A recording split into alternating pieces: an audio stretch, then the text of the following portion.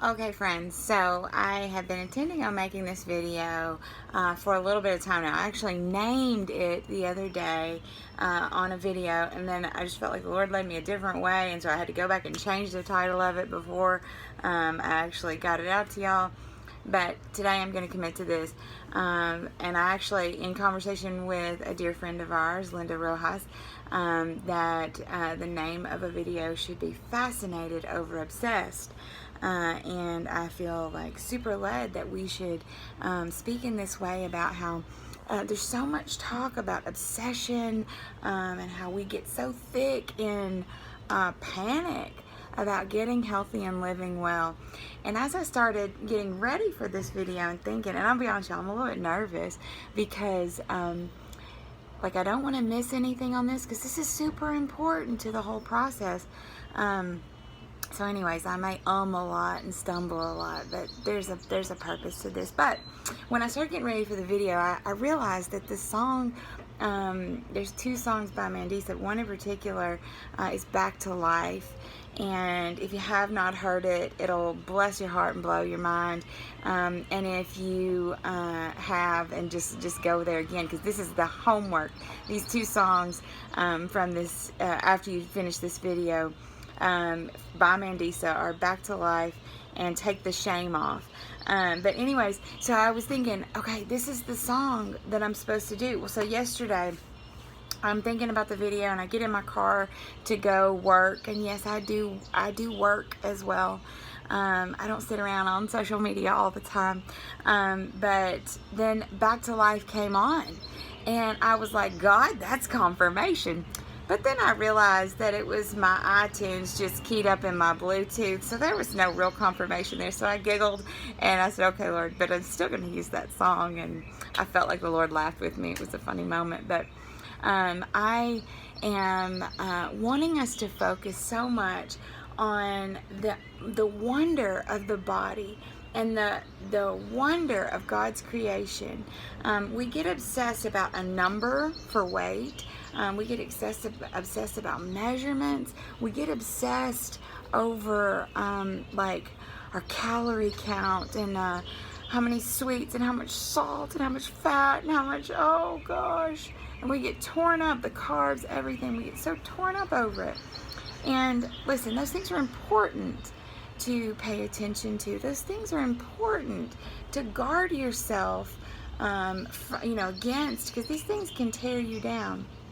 And you'll hear me talk a lot about how you do need carbs. I personally believe that things like diets that severely restrict your carbs are not healthy, especially at the rate that we should exercise our bodies, because that's imperative for brain cognitive function. Exercise, carbs are important in that way. Natural carbs, I want to throw that in there. And not stripped and so on and so forth. However, I want us to understand how these things are important, but these things are not panic worthy. They are not worth all of your strength and all of your energy for where it might tear you down. And so what I want you to know is that we can take a different route with this. Now, so the other day, yesterday, I posted a lot of stuff about how we like replacing over-the-counter medication with food, with herbs, and spices, with teas, things like that. And I know, first of all, people, a lot of you might look at that. This is what when I say a lot of you, I've heard this a lot from people. Ugh, gross, I don't do that. I don't want that. Well, I'm gonna tell you what, you're gonna hear a little bit from me, not a lot from me. I like how Ashley Kane says it, suck it up, buttercup, because there's a certain thing in your life, or a certain time in your life where you're going to have to realize what you've been doing is not helping you, is not taking you in the right direction. So, okay, let's start to break this down. And I've mentioned some of this stuff before, so just hear it again and know it to be true. Okay, for instance, did you know that your taste buds change every 7 years? And so there are things you didn't like before they may very well fall into line with something that you like now. As your taste buds mature, then you can accept these things. Also, did you know that as you become healthier and as you actually try new foods, your taste buds will mature just from the experience? You see, we train our brains through our mouth with food. So what we've been taking in all this time is sugarful, saltful, the most tasty carbs, crunchy, however you're wanting to go with that, whatever is your texture favorite, whatever is your flavor favorite. So we feed that because that's our natural thing to gravitate towards what comforts us. And so in that, we train our brain to believe that this is what we have to function. Like, you've heard that statement before, like, I have to have sweets before I go to bed, or I have to have pizza tonight. We get into this motion where our vocabulary sort of damns us, you know. It keeps us, it restricts us and puts us in this little cage. It takes us captive, right? And so what we want to do, and this is where the words fascinated over obsessed come, and I get excited about this, because so your body is super amazing, and it does all these great things for you, and it works for whichever way you're pushing it. So for a person who never eats well, never exercises, your body will continue to feed into that or support the lifestyle that you are giving it. It will get sicker and more tired and defeated, more anxious, more depressed, and so on and so on. The person who chooses to do well, to eat well, to live strong, to exercise often, to talk about Jesus every chance they get, then you will see this person tend to rise. That does not make either person better, other sets of people better than the other, but it is about choices. Do you really truly want to live strong? Do you really truly want to live a full life? Now, again, does it take a healthy person, a skinny person, to be in love with the Lord and to serve Him? No, it doesn't. But we're going to take these things captive that are holding us hostage in our bodies. And so, if the wonder, the fascination of the food, or the fascination over the food, if you get to thinking about it, there are things that you can use that will help with colds and allergies. There are things that you can use, foods that you can use that will help with stomach upset, sour tummy, nausea, indigestion. There are foods that you can use to help with diabetes, with heart care, like cinnamon is good for heart care. Did you know that ginger will soothe your tummy? Did you know that, my brain, see, this is what I was nervous about, because I know all this information, but when I get to talking about it, I get excited and I lose my train of thought. But did you know, okay, for instance, God's Pharmacy, carrots, when you cut them open, they look like an eye. So they're good for your eye. Of course, they're good for your skin and hair, good for many other things. Cauliflower looks like a brain, good for your brain. Kidney beans, kidneys. Then you've got celery, it looks like a bone, good for your bones. You see where we're going here? God is so magnificent. Okay, so if the God of all the universe was so detailed to create us specific down to our DNA, each individual person down to their DNA, why would He not give you the resources to care for all of the parts of you, all of the things that matter to you? Now you, Susie Joe, you may have a heart issue that you need to, or a family heart issue that you need to tend to. Katie Marie, you may have, and you say, I'm using the two names because we're in the South and like you're supposed to use two names. But it's like my daughter, Harley Grace. But anyways, like say Katie Marie has diabetes runs in her family, and so she needs to eat specifically in this way. Now I'm going to tell you the amazing thing though. When you're eating healthy, when you're eating good foods, 9 times out of 10, when you're just eating well, you're going to be cared for across the board. I mentioned yesterday in a video talking about apple cider vinegar that I don't often get sick anymore. I've gotten a head cold or two in my healthy time now, but like seriously, my husband had the flu. There's people around sick all around. This town was eat up with the flu this past season, and I'm not trying to say I'm invincible, y'all, but I am trying to say that my body was fortified. This is really important that y'all hear this when I'm talking right now. There is not anything that I'm doing that makes me better than anybody. In fact, I am super not better than anybody. I'm so regular, and I am so flawed. I'm so wretched on the inside. But as I embrace that, God is perfect and I am not, there's a freedom that lives there. And I just want to encourage you to understand that. But anyways, my body was fortified. My immune system strengthened. And so it fought the things that were happening around me. And that's just a fact. So anyways, now listen, here's what you're going to hear me say. I am a recovered addict and alcoholic. And you will hear me most often talk about there are lots of medications that we can avoid. I want you to hear this also. I'm not somebody who stands up and says, all medications are against God and you should not take that, you should not do any medications. That's not true, because I believe that there are medications, like God gave the people who created that the wisdom, intelligence to help people in moderation. This is a tool to help you get better, not a leaning post, if you know what I'm saying. I think we have to recognize how much medication that we are putting into our bodies, as opposed to opting for natural ways that could actually fortify us in other ways, where those chemicals, if they are used excessively, just pound away. They pound away at your wellness, your goodness, and they actually strip your life. And you know, isn't that Satan's goal? The word says it's to steal, kill, and destroy. So I think that is an easy in for Satan, and this is one place that we're gonna take control. And this is where I think of that song "Back to Life," and the words are just so beautiful. I had it pulled up in the night, but I breathe out confusion.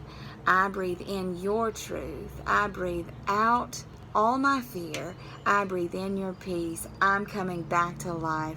I'm feeling hope arise because of you. Only you, Jesus. This is so important for us to recognize that it is by the hand of God that we are, a hand of God alone, that we are given salvation.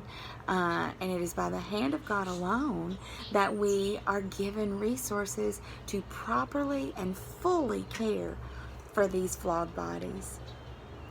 We have to recognize how good He is and how much He has for us.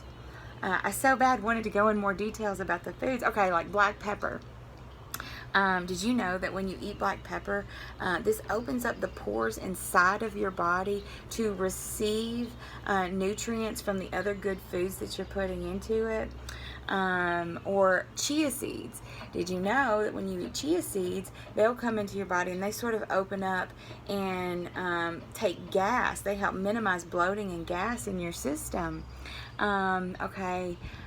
There's teas like burdock root and dandelion tea, and these things can help regulate cramps. These things help regulate your digestive system. Ginger helps regulate your digestive system. There's just buckets and buckets of information.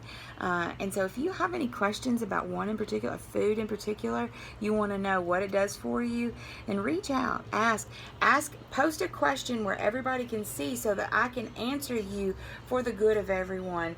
The word says that iron sharpens iron. This has to do with every single one of us joining together. This is not just my page. This is our page. And yes, there's a lot of motivational stuff that goes up here, a lot of Jesus stuff, and that's where I tend to camp out, because I think a lot of us We know what we're supposed to do, but we just don't feel motivated to do it. We just don't feel pumped. And I just feel the need to continue to pour in that motivation. Now, I know there's sometimes we just don't know what to do because we've hit a wall.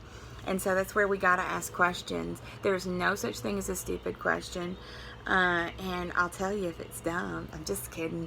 You just always ask a good question. Always ask a question, and that way you'll know. You'll be fortified in that knowledge.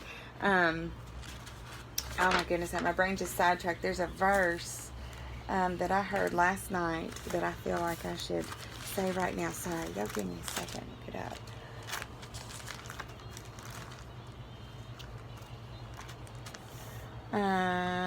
Yes. Proverbs 15:32. He who ignores discipline despises himself, but whoever heeds correction gains understanding. You see, God has given us resource after resource, and we can go through situations in our life and pick out where God has given us opportunities and we've refused them because either we got this, God, or we're sort of like, I don't really want to turn that way yet. And this isn't your opportunity. There are lots of you who will take this opportunity now. There are lots of you who will not. That's okay though, because we will continue to speak the truth here. And when you are ready, you're ready. Everybody's timing is different. We cannot live in judgment over another because their timing is not our timing. Remembering that our timing is not God's timing either. Let's surrender to His call on each person's life, loving one another above ourselves. 1 Peter 4:8 says, above all else, love one another deeply. This means down to the detail. For love covers a multitude of sins. It's not our job to walk around picking out sins. It's our job to walk around picking out where we can love on somebody. And I think we get those things mistaken sometimes. So anyways, I can get on that high horse. I feel like there's so much else to say, but I have gone on for quite a while now. I'm going to wrap up here, and this might take just a second, but Haggai 2:9, this was the verse that someone gave me. I'd already begun to get healthy, but this is a verse that somebody gave me, and it was one of the first verses in all of my 30 years of being a Christian that finally was like, I believe that. And God began to work through that belief and create in me a clean heart and renew a right spirit. But Haggai 2:9, the glory of this present house will be greater than the glory of the former house, says the Lord Almighty. And in this place I will grant peace, declares the Lord Almighty. Okay, 2 times the Lord Almighty has spoken in this one verse. And if you've never read Haggai, go back. It's the Lord leading, Haggai is the prophet who's leading them to rebuild, to focus their, place their focus on building the temple that they had begun so long ago. And this makes me think of us. All of us go through these phases where we've tried to and we don't succeed, and then we drop it and we just go back to our regular way of life. And we let it be. Well, this is what they did, and they placed their focus on their paneled houses, which is just something else. This is a distraction, like our children or our husbands or our jobs or whatever. We refocus, and God says, come back here, beautiful, because you give me all of your attention, and the glory of this house is going to be greater than anything before that you could imagine. Any paneled house that you were building on your own kingdoms that you constructed, then I'm going to build this up, and then I'm going to give you peace there. And this brings me also over into 2 Chronicles 14, verse 7b, where it says, the land is still ours. Because we have sought the Lord our God, we sought Him, and He has given us rest on every side. So they built and prospered.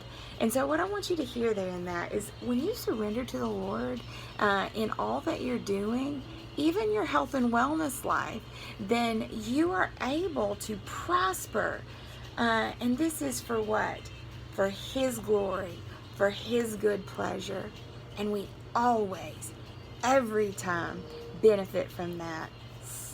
Philippians 2, 12 and 13. Always. He is a gracious God. He is a kind God. Remember this, though. Being a perfect parent, He will allow you to suffer the consequence of what you refuse, of the resources that you refuse. He'll allow you to do that so that when it's time for you to come back into line with Him, you will know. You will know what it was like to go through it. He's a perfect parent. All right, I'm going to shut up. God bless you. I'm going to do your homework. And I'll post all the stuff that goes in relation to this, the verses, the songs, so that you can be filled with this. And any questions that you have, write them down, post them. I look forward to joining with you in your journey. Bye.